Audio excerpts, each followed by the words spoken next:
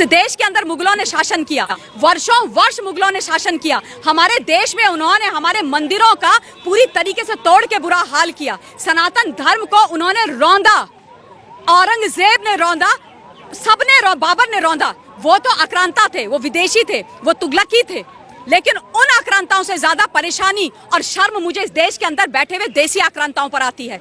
और वो जो देसी आक्रांता हैं वो लोग हैं जो आज भी जब मिल गए हैं शिवलिंग, उसके बावजूद उस पर प्रश्न लगा रहे हैं, जिन्होंने इतने सालों, इतने दशकों तक मेरे आराध्य, मेरे शिव, हमारे शिव को मस्जिद की, उस मस्जिद का मंदिर है वो हमारा, वहां पर तहखाने के अंदर बंद करके रखा।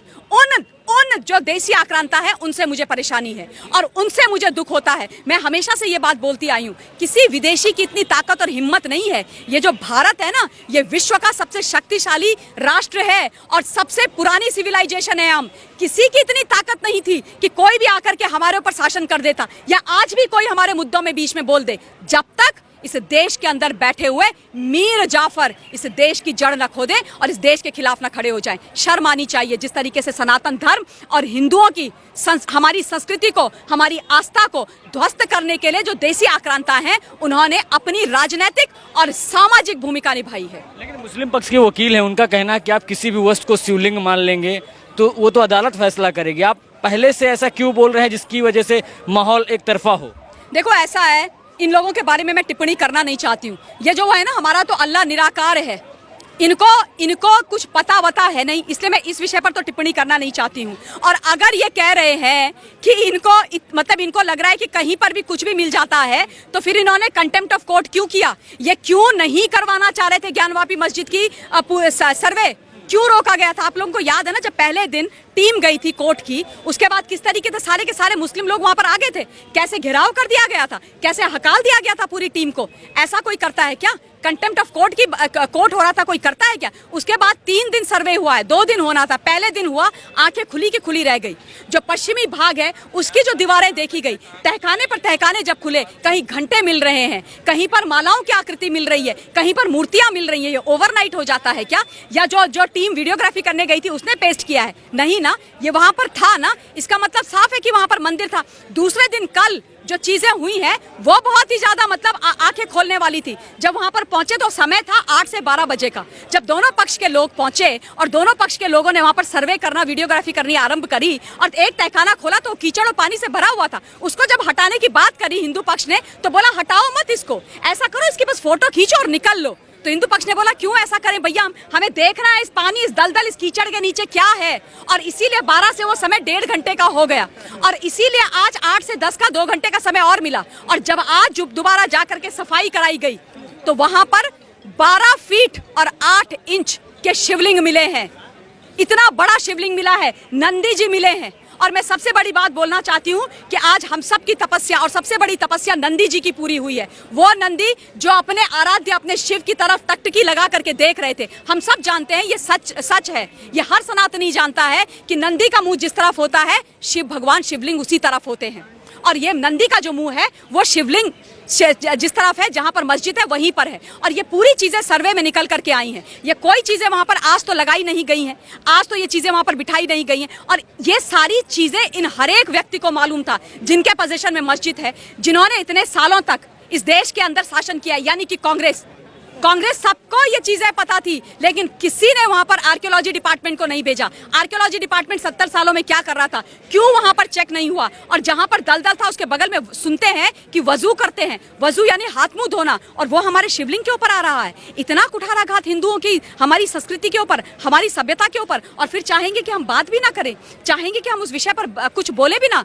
लेकिन ओवैसी साहब तो कहते हैं कि जिस तरह से बाबरी खोई है, ज्ञानवापी नहीं खोएंगे, लड़ेंगे। वो तो लड़ने की बात करते हैं, भले ही शिवलिंग मिल गया हो। देखिए, मैं बैरिस्टर साहब से एक बात बोलना चाहती हूँ कि बैरिस्टर साहब, आप बैरिस्टर हैं, आप बहुत कानून की बात करते हैं, आप प्लेस ऑफ वर्शिप वाले कानून को निकाल करके हर डिबेट में दिखाने की बात करते हैं। तो आप मुझे ये बताइए, माननीय सम्माननीय बैरिस्टर साहब, ओवैसी साहब, कि जब आपके ज्ञानवापी के आगे आपके लोग खड़े हो गए थे कोर्ट की टीम को रोकने के लिए, तब आपने ये क्यों नहीं बोला कि ये कानून के विरोध का काम है, ये कंटेम्प्ट ऑफ कोर्ट का काम है, ये संविधान के विरोध का काम है, इसको मत करो।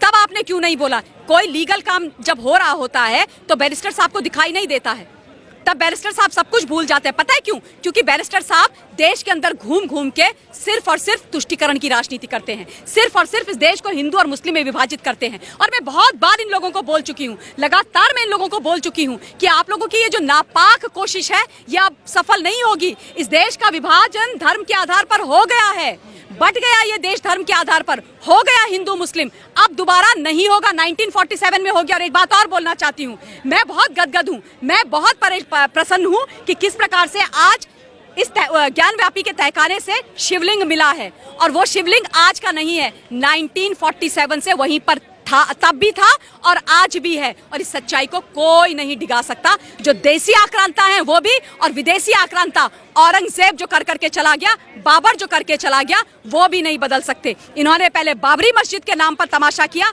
इन्होंने अब यहाँ पर ज्ञानवापी मस्जिद के नाम पर तमाशा किया। इन्होंने ऐसे बहुत तमाशे इस देश के अंदर करके हम सनातन धर्म वालों को, इस देश की सभ्यता को पूरी तरीके से तोड़ने की कोशिश करी है। एक बात साफ कर देना चाहती हूँ, मुझे गर्व है कि मैं सनातनी हूँ, लेकिन मैं बार बार ये बात बोलती रही हूँ, सनातन सिर्फ हिंदुओं का धर्म नहीं है राजवीर, सनातन इस देश की सभ्यता है, इस देश की संस्कृति है।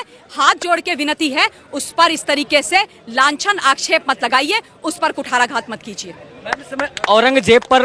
मैम इस समय औरंगजेब पर राजनीति हो रही है। औरंगजेब को जिस तरह से चादर चढ़ाने वाला मामला अभी आपने देखा हाल में फिलहाल, उसको आप कैसे देखती हैं? देखिए, मुझे मैंने आप लोगों को बोला ना कि मुझे जिस देश के अंदर जो सारे मीर जाफर बैठे हुए हैं, उनके जो ये एक्ट हैं, उनसे सख्त परेशानी है, मुझे सख्त आपत्ति है इन सब चीज़ों से। और मेरा दिल छलनी हो जाता है कि इस देश ने इनको क्या नहीं दिया राजवीर, क्या नहीं दिया। मान दिया, सम्मान दिया, दौलत दी, इज्जत दी, ये इनको नेता बनाया, किसी को अभिनेता बनाया, किसी को बड़ा बड़ा पत्रकार बनाया। इस देश की ये जनता, आम जनता, भोली भाली जनता, इन्होंने इसको सर में बिठा के रखा। इसलिए बिठा के रखा कि आप देश के विरोध में जाएं, इसलिए बिठा के रखा कि इस देश में कुठाराघात करके मुगलों का महिमा मंडन करें, मुगलों को हमारा पूर्वज बना दें, मुगलों को हमें इतिहास में पढ़ाएं, मुगलों के नाम पर पूरे देश के अंदर, पूरे दिल्ली के अंदर सड़कों के नाम लिख दें, मुगल इनके सब कुछ बन जाएं। लेकिन महाराणा प्रताप की बात ना करें, झांसी की रानी की बात ना करें, ये छत्रपति शिवाजी महाराज की बात ना करें। तो ये जो चादर चढ़ाते हैं, ये चादर इनको मुबारक हो। ये देश ना आपकी चादर चाहता है, ना औरंगजेब को चाहता है, ना औरंगजेब की तुगलकी सोच को चाहता है, और ना अब तुगलकी फरमान इस देश के अंदर चलेगा। मौलानाओं का कहना है इस समय जब से बीजेपी आई, हिंदू मुसलमान बड़ा हो रहा है, पूरे देश के अंदर हिंदू मुसलमान चल रहा है, इसलिए बदलने की बातें हो रही हैं। देखिए, जहाँ तक कुछ लोगों का बात है, आप बोल रहे हैं, उसमें से सबसे ज्यादा जो इस तरीके की बात करते हैं वो कांग्रेस पार्टी वाले करते हैं। और कांग्रेस पार्टी में सोनिया जी बोल रही थी, अभी वहां गई थी 5 सितारा होटल में, बैठ करके चिंतन शिविर कर रहे थे, बताओ। और 5 सितारा होटल में चिंतन शिविर हो रहा था उनका, और वहां पर बोल रहे थे कि देश की गरीबी हटाएंगे, बताओ। 5 सितारा होटल में बैठ करके सोनिया जी अपनी ब्रिगेड के साथ बैठ करके गरीबी हटाएंगी, 70 साल से गरीबी हटा रहे हैं। उसके अलावा दूसरी जरूरी बात, राहुल गांधी बात कर रहे होते हैं, और राहुल गांधी बोलते हैं कि इस देश के अंदर जब से भाजपा आई है हिंदू मुसलमान हो रहा है। राहुल जी के लिए 2 शब्द बोलूंगी, उनकी माता जी के लिए असल में, कि पूत कपूत तो क्यों धन संचय, और पूत कपूत तो क्यों धन संचय। समझने वाले समझ गए, जो ना समझे वो अनाड़ी हैं। आप लोग इस बात को समझ जाइए। और अब मैं राहुल बाबा और आपके साथ की जितनी भी आपकी ब्रिगेड है, मिस्टर ओवैसी वाली, मिस्टर अरविंद केजरीवाल वाली, समाजवादी पार्टी वाली, ममता बनर्जी वाली, शरद पवार वाली, उद्धव ठाकरे जी वाली, जितने भी लोग हैं, भैया आप लोग ये बताओ, हिंदू मुसलमान का जो गंदी राजनीति है तुष्टीकरण की, वो आप लोग करते हो। इस देश के अंदर रोहिंग्या बांग्लादेशी आप लोगों ने बसाए, लेकिन जब एमसीडी दिल्ली भाजपा का बुलडोजर इलीगल इंक्रोचमेंट पर चलता है, रोहिंग्या बांग्लादेशियों पर चलता है, तो आपके दिल में दर्द होता है। आप लोग जाकर के कांग्रेसी और आपके जो लोग हैं वो बुलडोजर के आगे लेट करके हाय तौबा मचाते हो। तो आप एक लीगल काम को एक इलीगल एक जो एक्टिविटी को सही करने की बात होती है हिंदू मुस्लिम, आप उसको करते हो। आप लोग लाउड स्पीकर, जिसके ऊपर सर्वोच्च न्यायालय और उच्च न्यायालय 2005 से बोल चुका है कि इसको हटा दो, और जो साउंड पोल्यूशन का मुद्दा है उसको आप लोग हिंदू मुसलमान करते हो। आप लोग हिजाब, जिसका इस्लाम में कहीं कोई प्रकरण नहीं है, कहीं पर कुछ लिखा हुआ नहीं है, इस्लाम में हिजाब का कोई लेना देना नहीं है, उसमें आप मुस्लिम समाज को ला करके उसको हिंदू मुसलमान करके इस देश को बांटने की कोशिश करते हो, तो आप अपने गिरेबान में झांक के देखिए। आप जो भारतीय जनता पार्टी है वो सबका साथ, सबका विकास और सबके विश्वास की राजनीति कर रही है, वो इस देश को विकसित करने की राजनीति कर रही है, वो इस देश में हर समाज को, हर वर्ग को सशक्त करने की बात कर रही है।